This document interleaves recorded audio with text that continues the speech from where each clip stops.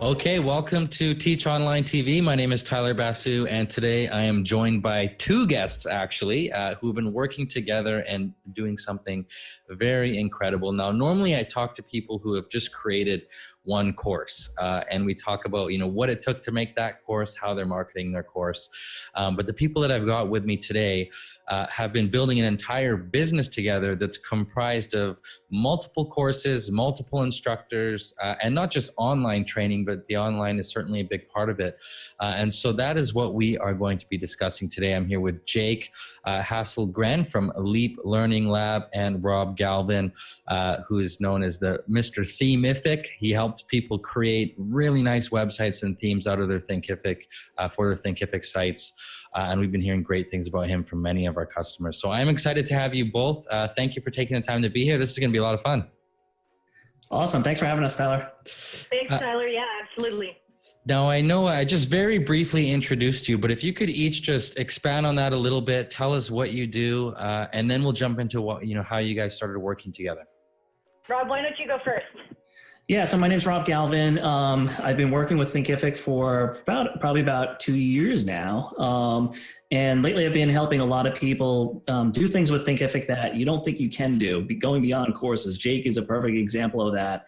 There's so many different things that you can do with Thinkific that you don't even realize, and so many ways you can tweak it so you not only are engaging your students and customers more, but also potentially selling more of your product if you have multiple courses, which is the case Jake has as well. So yeah, looking forward to this conversation. It was a really fun project. And thanks, Rob. My name is Jake Hassel-Gren, and I'm the founder of Leap Learning Lab.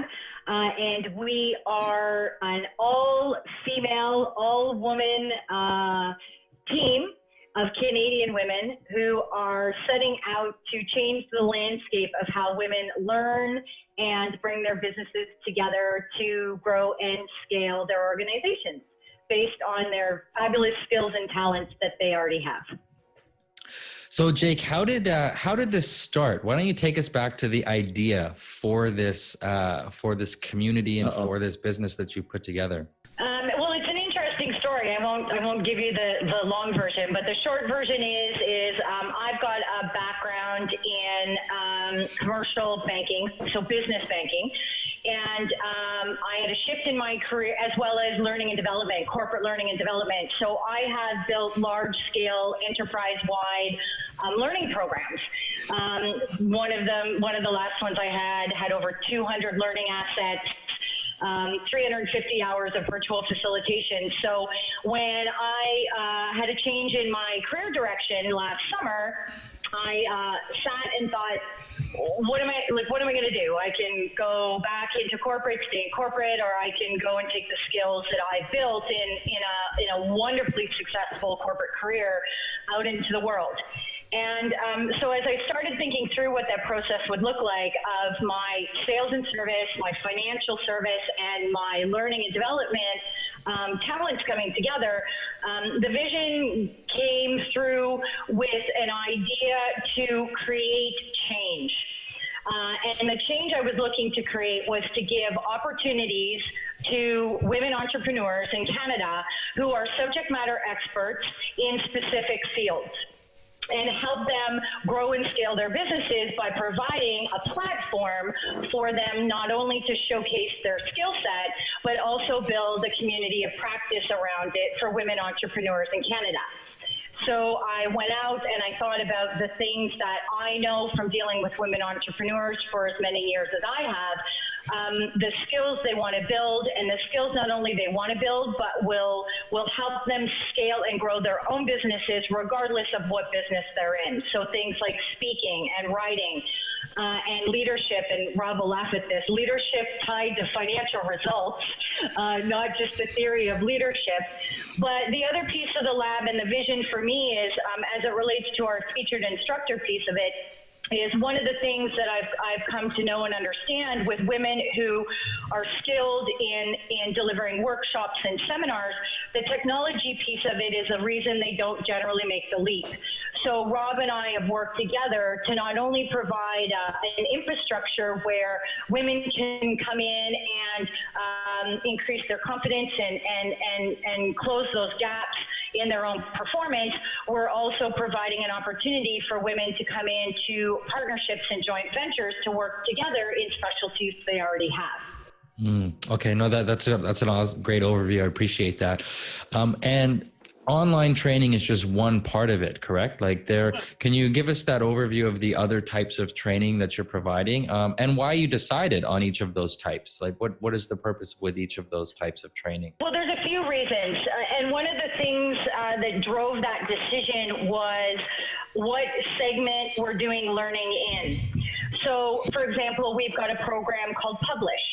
And the two women that run the Publish program, one of them is a journalist and an editor of a newspaper in Mary Beth. And Tina Overbury, who's the other program director, her expertise is core story.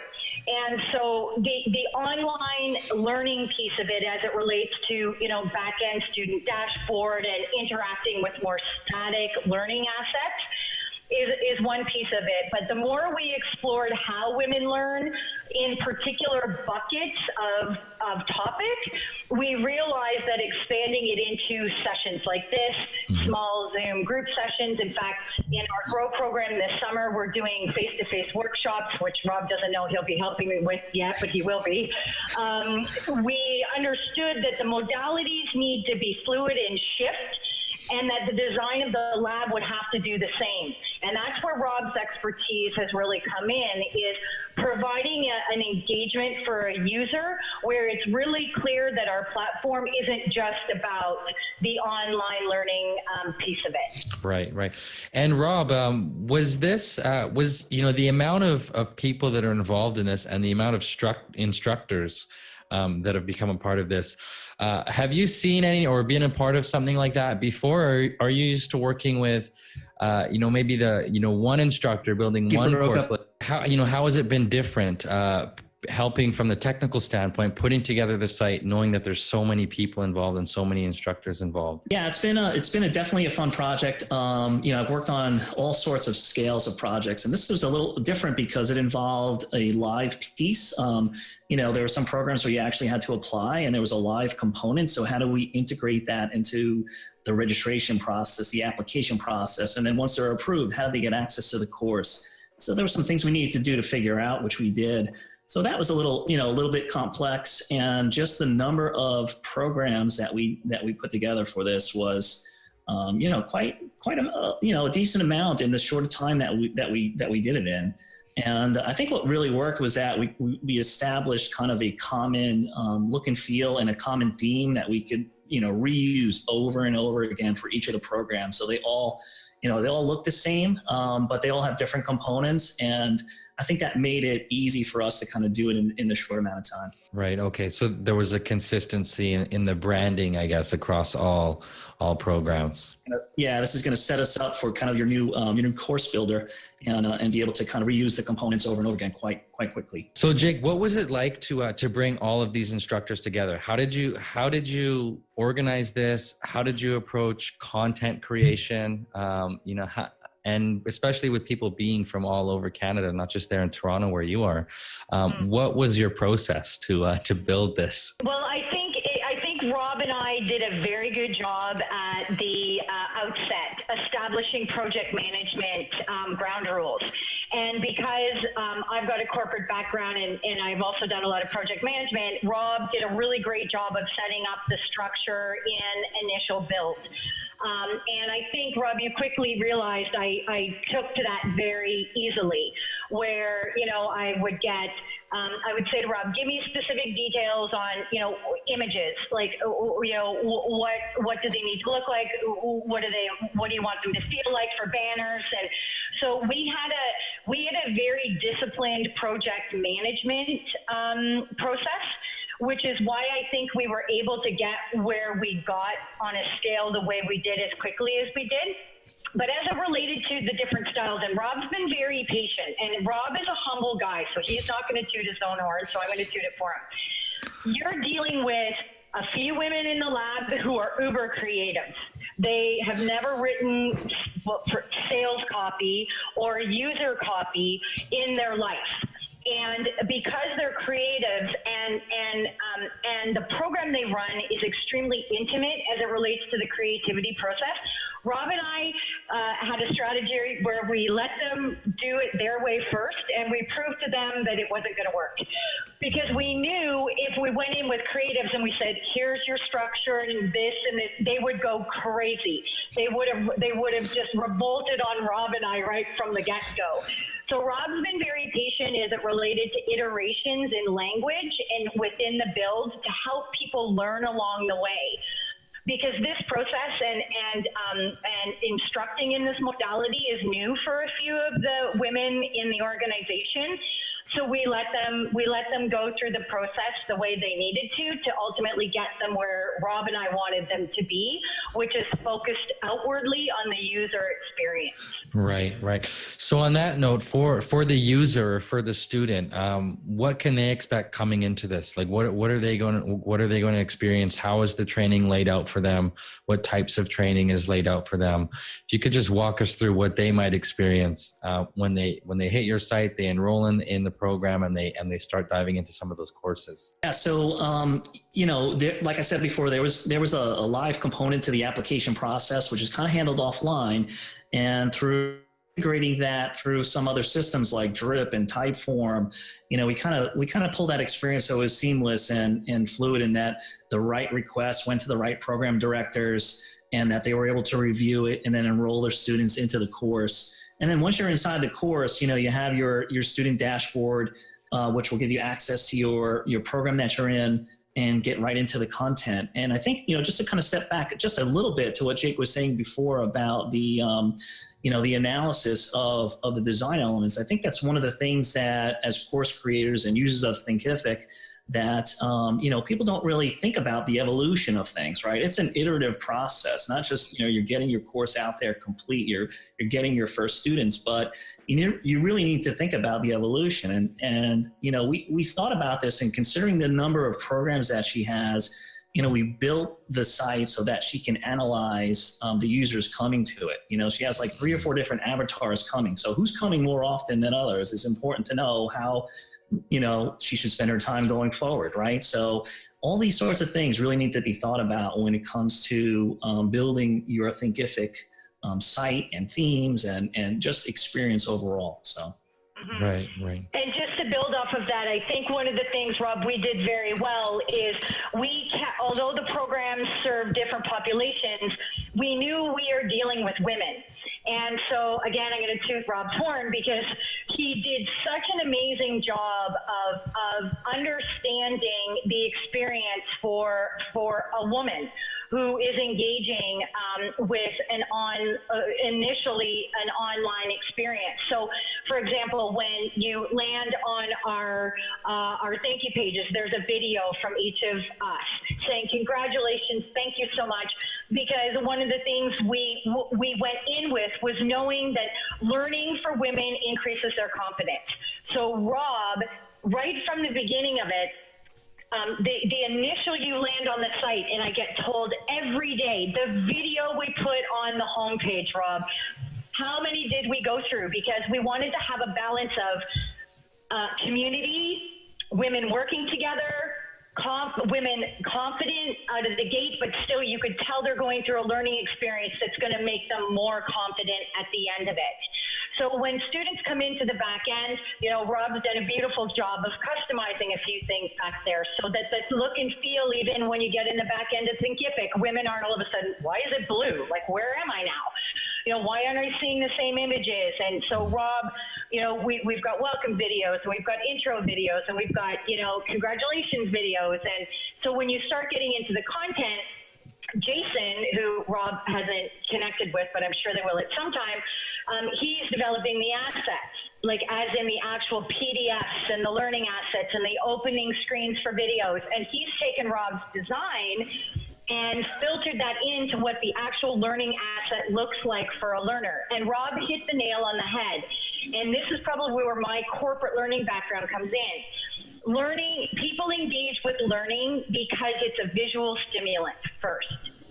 So the content can be great, but if you don't lead people on a journey where they know that you understand where they currently are and you're meeting them there to bring them along, you're not going to get there. And so in the whole entire design, including what's on the inside, and even with images on the different pages, all of the instructors are very different women. And Rob, although we used a pretty replicable template, because we're going to need to scale even more, as Rob knows, as our marketplace gets built, which is Rob's next project with us, that we need to be able to be fluid and do that, but at the same time still embrace the individuality of the woman instructor and their learners, because published learners are different than speak learners, and lead learners are different.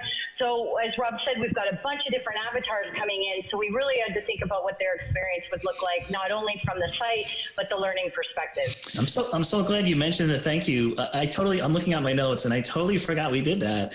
And that's such a small tweak that people can make that's often overlooked. I mean, the out-of-the-box experience is a little cold, right? It's thank you for your purchase and here's your course. But just a simple thing. We're not trying to upsell them in this thank you. We're just doing a warm thank you, right? It's that welcome video. It's that engagement to keep them, confirming their purchase. Like, this was a good purchase. It feels better that way. And then going inside the student player and just, branding it and making it feel like it's part of the whole experience, and it's not this other thing that's just disconnected. So yeah, I'm glad you brought that up, Jake. I almost forgot about that one. No, yeah. It was such a nice touch too, because, and the other thing that when Rob and I decided to talk about that and move forward with it, one of the things we talked about was our personalities coming through, because women are coming through published because they love Tina, or they love Mary Beth, or women are coming in to lead with me because they're like, that chick's gonna get me results. That red lipstick tells me a lot. So, Rob was very encouraging to say, be yourself in those welcome videos. Like, look into the camera and tell your women you are happy they are there. And if anyone's engaged with our site, and I know Sid was saying to me yesterday, Sid said, like, you can see the personality of the different women on the pages, even though Rob's theme is throughout. It's really evident, not only the different personality of the instructor, but the outcome that the student and the learner and participant's going to get because of that instructor. Jake, you brought up a really good point earlier, which is that, you've got different personas, different types of women coming through these programs. And as you know, everybody learns, in a slightly different way. So the challenge here, I think, is how do you ensure that all the people going through these programs are all engaging and learning the information? So my question is, what have you guys done to facilitate that engagement? Are there discussions happening? Do they have access to the instructors at all? Do the students have access to each other? Is there any element of accountability? What are some of the things that are in place to help guide these students through the training and ensure that they implement what they learn? Great question. And it's very intentional in our design. So I'm looking at the GROW program, which I'm partners with Kim Garnett, aka Brainy Girl, who's a very good friend of Rob and myself as well. We've got a partnership on our GROW program. So I'm looking at our build out of content. So we have 6 modalities in which we engage with our learners. Whether it's downloads, Facebook Lives, hosted Facebook Lives. We got a couple tricks up our sleeves in the growth program that Rob's going to find out about next week as it relates to, putting our learners on live. These are women who want to start building online learning. So they've got to go on my Facebook page and host a which is a learn as you go, and Rob built us, not only, although these learners get access to all of the content as soon as they enroll in the program, it's still a very personal process because of how we built it in the back. And so we do, so one of the pieces of our positioning statement for the Learning Lab is that we have a blended learning model. And so the blended learning model across the programs does involve live, will involve some face-to-face, does involve learners self-pace in the back of Thinkific going through, videos and text files, but there's also deliverables.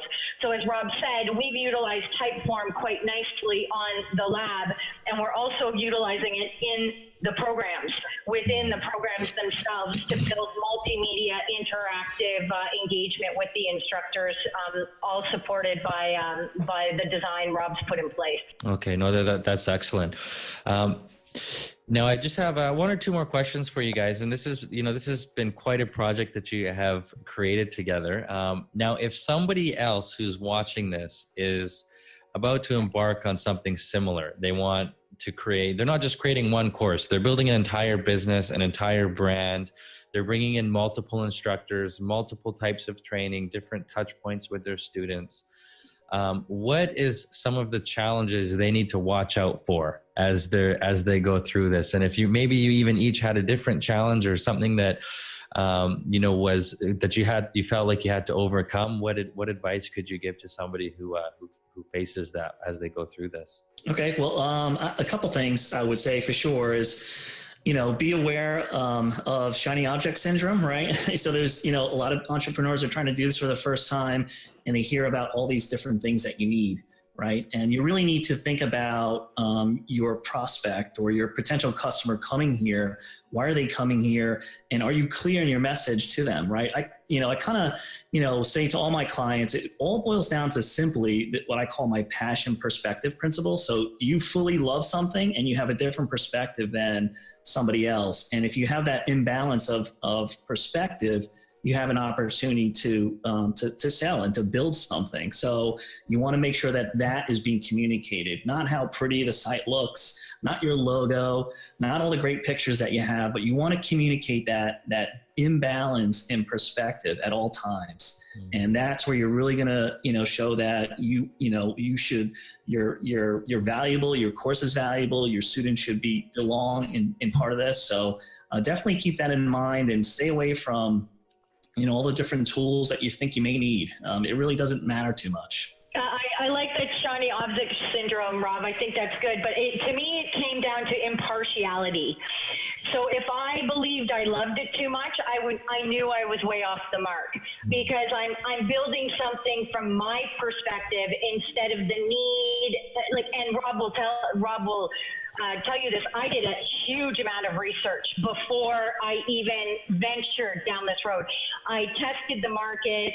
I talked to, the ladies that are the instructors in Publish. I'd been talking to them for 6 months. This was not okay, I'm going to decide to do this. And, I hope there's a bunch of chicks out there that, want to get published. That's not how it went. There was a significant amount of research done, and experts who have created tangible results. So throughout the process, while we were building, like I said, Rob took my vision, and I had a very specific vision, but at no time did I ever fall so in love with what we were doing, I lost perspective. I always stayed at arm's length, even, when, Rob had to talk me off the ledge a couple times because I was a little bit frustrated with a few things going on in the process. I knew that the market, we are, our avatar are women in Canada. And, Rob and I talked a lot about that in the beginning. And Rob even said to me, Jake, that's a niche. Don't you want to deal with women in the United States? Don't you want to sell your courses in Europe, your programs in Europe? There's women out there that need it. And I said, maybe, but not today. So we were very restrained in sticking to our customer avatar, no matter what. I didn't go, oh, well, that would be a good idea. And, oh, that would be a great idea. And now maybe we'll do this. Right out of the gate, we knew in each bucket for each program who it was that was going to engage with us in the way we know they want to engage. And so, from a systems perspective, I'll echo what Rob said. One of the most overwhelming things about going from corporate to entrepreneurship is you need this system and you need that system, and then you got to do this and then you got to do that. I will give the best piece of advice, and I'm going to look right into the camera. If you are new to this, find the experts. Do not listen. Don't opt in on everyone's download on how to build the highest converting lead page. Do not do it. You are tempted to do it. I know you are. You see those things. Sell $6.7 million worth of courses in 24 months. Who cares? It's not you. It's not your client base. You need to go and find experts who can validate your research. Validate your research. So our first conversation, Rob said to me, Jake, why?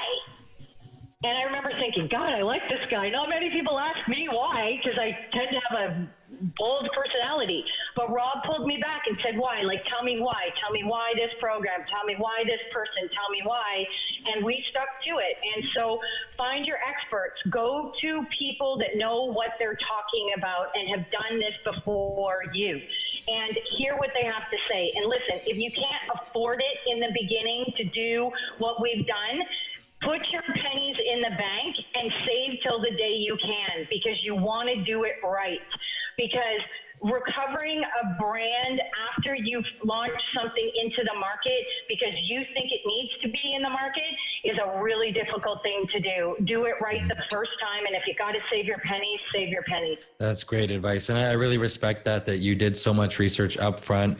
You didn't build what you thought would be so great. You validated what would be a great experience for the market that you chose to serve. So last question for you guys. What's coming up next? What is the vision going forward? What are you guys working on together here? And if you've got any specific goals or anything you'd like to share, we'd be happy to hear about what's coming up. Rob. Go ahead, Jake. What's in store for me? I want to know. Well, you already know.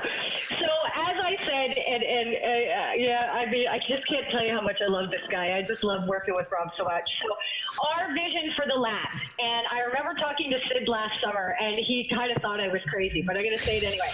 Our vision for the lab is to provide a platform where women who have incredible content and want to share it with the world and upskill other women in across probably 30 disciplines, I would say, within the next 24 months in our lab. So we will probably end up, what is our projection by the end of next year, Rob? 100 instructors.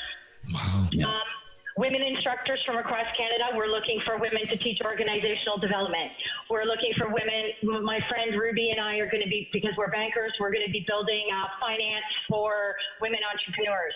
We're doing some corporate learning on emotional intelligence and women's leadership and unconscious bias. So we're looking to build a community of practice full of 100 women instructors teaching Canadian women across over 30 disciplines by the end of next year. So Rob's next big thing he's working on with Kim and I under the feature instructor engagement is how do we showcase these incredible women and their content and replicate what Rob's replicated with the core team on the lab in a marketplace full of over 100 women. Yeah, and I think that's what I really love about this whole business is that I don't think, and I said this to Greg the first time I was on his webinar. I said, you guys don't realize that you're changing lives. Like you really are changing lives. It's really, beyond just putting courses out there and people actually making some money from it.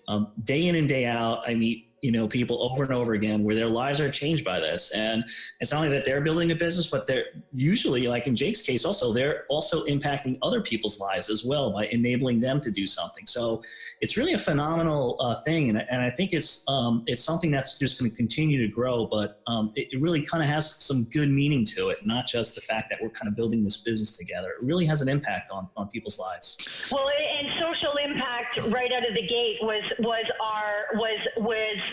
where we started from, because one of the things I say, somebody asked me last week, Jake, what is your dream job? I said, being an enabler. I truly want to enable women in Canada to grow and scale and diversify their businesses and create streams of revenue they don't currently have. And, taking a solid organization online and diversifying your offer to your clients and customers is the way of the future. And as I said earlier in the interview, and Rob and I have talked about this a lot, is technology is the obstacle for women. And here's the thing, this is the funny piece of it, and Rob and I have talked about this. It isn't an obstacle because they don't want to learn it, or they're not smart enough to learn it. They don't want to do it. They want to operate in their zone of genius. So women who are great at teaching other women how to become wealthy based on their financial skills and saving their money the way they want to and work their money the way they want to, that's what they want to do. They don't want to talk to Rob. They might like Rob, but they don't want to talk to Rob. They don't want to be in the back of Trello going, here's this and here's that. They want to be contributing and to a social impact, as Rob said. They want to change lives. So Rob and I are enabling them to do what they do best, which is change lives through learning and help people get better tomorrow than they are today. The lab is all about social impact and enabling other women to succeed on a greater scale. That's amazing. Well, thank you so much to both of you for taking the time to share this journey with us and some of the things you've learned from working together and the vision for what you're building. Leap Learning Lab, which I will link to below this video. I highly recommend everyone go and take a look at the site, at the courses. Beautifully designed. If you want to create something that looks just as good, you got to talk to Rob. He was the magician behind that. And if you want to experience the training, then obviously hop into those courses, get in touch with Jake, and I'm sure you'll get a good experience. So thank you so much to both of you. I wish you all the best, and we really appreciate your time today. Thanks a lot, Tyler. Bye for now.